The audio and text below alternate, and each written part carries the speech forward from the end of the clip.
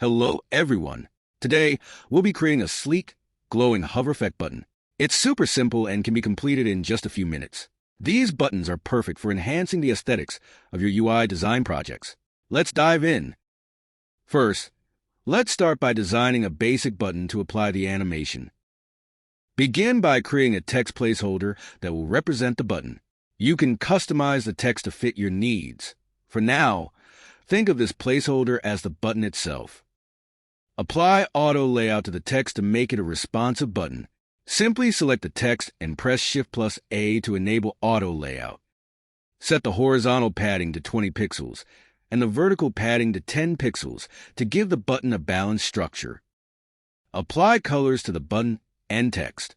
For this example, use purple for the button background and white for the text. Feel free to adjust these colors to match your design preferences. Here, set the corner radius to 4 pixels to give the button slightly rounded edges for a smooth, modern look. Our button base is now ready. Next, let's design the shine effect to give the button a sleek, glowing touch. Create a rectangle and apply a linear gradient to it. Follow the same gradient configuration that I am using to achieve the desired shine effect. Next, apply an overlay effect to the rectangle. This will blend the gradient smoothly with the button, enhancing the shine effect. Place the rectangle inside the button and set its position to absolute. This ensures it won't interfere with the button's auto layout or shape. Also, enable the clip content option for the button to ensure the rectangle stays within the button's boundaries. Duplicate the rectangle and adjust the width to create several different rectangles. This will add depth and variation to the shine effect on the button. Just like this, continue to create variations.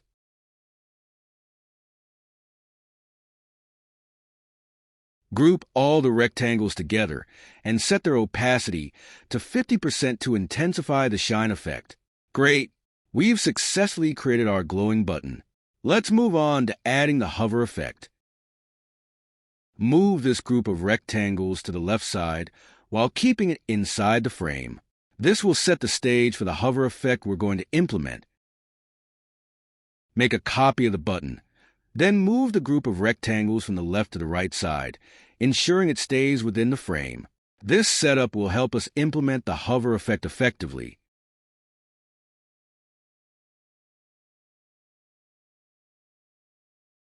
Create a component set for both buttons.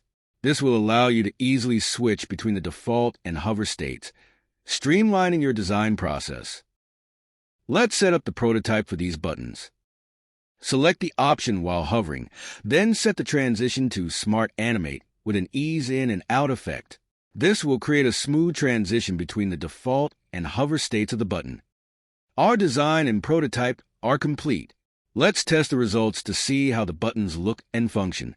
Here's the final look. I hope you enjoyed the video and found it helpful. Don't forget to like, share, and subscribe for such more content.